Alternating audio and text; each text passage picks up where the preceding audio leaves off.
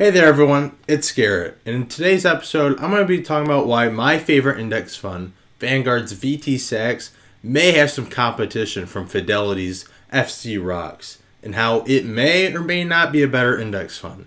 To find out, stay tuned to the rest of this video where we're going to go through all of the differences between the two funds, and at the end I will tell you what I think's best for you. Anyways, without any further ado, let's get into it. Before we go any further into this video, it's important to point out how important both Vanguard and Fidelity have been to the creation of index funds.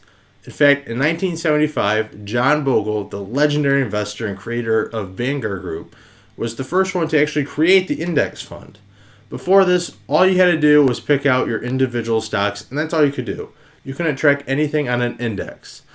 Then, after his research in college, he came out with the idea of the index fund while being influenced by some other people. And that work will go on and on until what we know it as today. Fidelity is one of those groups that's been around for even longer than Vanguard has. And nowadays, they're known for their $0 expense ratio funds. This is something new that they introduced in the late 2010s, and it has been a very popular success for the company.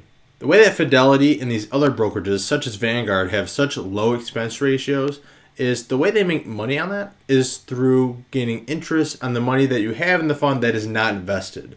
So the money that you contribute to, say, an IRA, but you haven't bought and invested in anything yet. Also, even though Fidelity doesn't make money on expense ratios for some of their index funds, such as FZROX, the way that they make money is that you start using their services, become comfortable with them, and enjoy them. And then later on down the road, you may decide to go into a mutual fund that they serve and has a higher expense ratio. People rarely change their bank accounts, their brokerage firms, and their credit cards, and other things like that.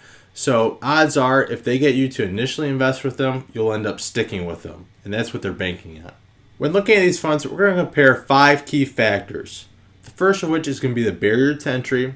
Then we're going to look at the expense ratios, the diversification of the funds, how the dividends are paid out, and how well that each fund has tax efficiency. So the biggest complaint I got on my first video on this channel about VTSAX and why I liked it so much was that people came back and said, what about FZROX? And the biggest complaint about VTSAX and why they chose FZROX over VTSAX is the barrier to entry. To get to VTSAX and actually be able to start investing in the fund, you first have to invest $3,000.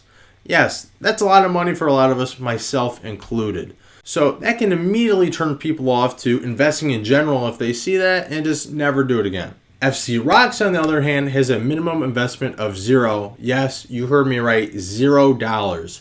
You can invest with $0. In fact, for this video, I actually created a Fidelity account, opened it up. I have no money on it whatsoever. I haven't invested any money. I haven't stored any money on the account, but I have a Fidelity account. That's pretty awesome that you can just start off creating an account like that.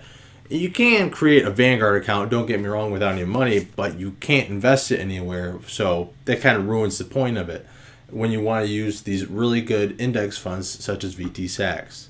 If you choose to save up that $3,000 just so you can get into VTSAX instead of FZROX, then you're going to sacrifice a lot of time that you're not going to have your money in the market. Because of this, you're going to miss out on any potential gains in the market, and it's going to cost you. And you're not also going to get that compound interest you would if you had just put in less than the $3,000 into FZROX and start gaining money in your portfolio. So if you're not close, you should really think about maybe going with FZROX instead of VTSAX. As I mentioned earlier, it's hard to beat FZROX with a 0% expense ratio. That expense ratio goes towards paying for any salaries of any people working on the fund, just normal operating expenses. To have $0 go towards that for them is very impressive. Vanguard does have an expense ratio of 0.04% for VTSAX, which really isn't much if you think about it. That is only $4 for every $10,000 invested. So if you're making good progress and gains on this fund, that's really nothing. However, it is still more than FZROX. Diversification is important for anyone's portfolio. And when investing in an index fund such as VTSAX, and FZROX, which take a look at the entire US stock market. That is very important. You're buying all your diversification within one fund. By doing so, you protect yourself from any one industry or sector of the economy from tanking and hurting your entire portfolio. For example, if technology is not doing very good and you have all or almost all technology stocks, your portfolio is going to take a major hit. So by having all these different sectors and subsectors of the economy in your portfolio, odds are they'll kind of level off, and even if there's a big kind of recession, such as in 2008, you won't do as bad as you would as if you only had one sector of the economy. VTSAX is very well diversified with over 3,500 different individual stocks within it of varying percentages.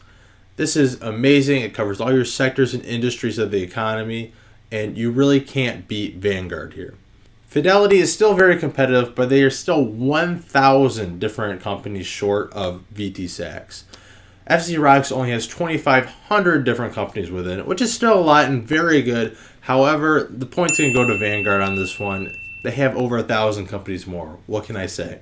And as a quick note, these companies that Vanguard has here and Fidelity doesn't, these aren't your Apple, your Microsoft, your big companies here. They both have all of those. However, what Fidelity and FZROX is missing is these smaller companies that they have small percentages of. The reason why this is such a big deal is with your big companies, there's not much more room for improvement. Yes, their stock prices can improve, but not as dramatically as a small company can. A small company may just fade away and end up being nothing, but on the chance that it ends up growing exponentially and maybe becomes a big-time player, then at that point you're missing out on a lot of gains from there and something that may be unexpected, which could make VTSAX end up outperforming FZROX because of that. Now, both VTSAX and FZROX offer out a dividend to their investors. This dividend can vary because it depends on what companies are within the portfolio. However, more than likely, these are going to be very close to being the same, if not exactly the same. With that said, Vanguard and Fidelity are different in how they pay out the dividends. Vanguard pays out their dividends quarterly, so every 3 months. This way, you're getting a check for your dividends, or you're automatically reinvesting them, which I would recommend help build up that compound interest in your retirement accounts or whatever accounts you're investing in. However, you're getting that more often, so you're getting paid out more often. You're getting paid the same, though, as if you were with Fidelity, who pays out annually, so once a year. So why does that really matter if it's the same amount of money you're getting in the end? Well, like I said before, you can reinvest within your portfolio. So if I get paid out more often, I can start putting that money back into my account, buying more VTSAX in this example, and allow it to compound and grow a little bit more. Whereas if I only get it at the end of the year, like I would with Fidelity, I miss out on some time for some money to start compounding. It may not be much at first, but when you have a lot of shares of either VTSAX or FZROX, especially as you get older and you've been investing longer, then those dividend payouts are going to be a lot bigger amount of money. And when you put them in, you're going to start noticing that compound interest a little bit more. And over time, because of choosing VTSAX over FZROX, you're actually going to make more money because of that in the long run. Now, the fifth and maybe the most interesting point of this video is how tax efficient both funds are. Remember what an index fund is for this. An index fund is a collection of a bunch of individual stocks from different companies, in this case all over the United States, that are all together and that you can buy into. So the brokerage firm here in these examples, either Vanguard or Fidelity, can decide when to buy these shares or sell these shares, or decide not to do anything and just hold them. So this is very important because even with us, when we personally buy individual shares of a company, let's say Microsoft, then we have to decide if we want to sell it before a year's up or after a year's up. See, when you hold a stock for less than a year, you have to pay short-term capital gains tax, which means you're paying more than if you would hold it for a year or more with long-term capital gains tax, which tend to be a lot cheaper than when you sell it early. Because of this, Vanguard makes sure that they sell at the appropriate times with an algorithm that is way beyond my mind. But what it does is it makes sure that they sell at the most appropriate time and not at any shakeup in the market. With Vanguard being so tax efficient with their algorithms, they can save you money and end up being charged less themselves in taxes so that they can pass on the gains to you. With Fidelity though, they're not as tax efficient as Vanguard is, and because of this, you will not see as many gains as Vanguard, though ever so slightly. Again, we're nitpicking both of these funds as they're very similar. You may not see as much of a return as you would with the Vanguard.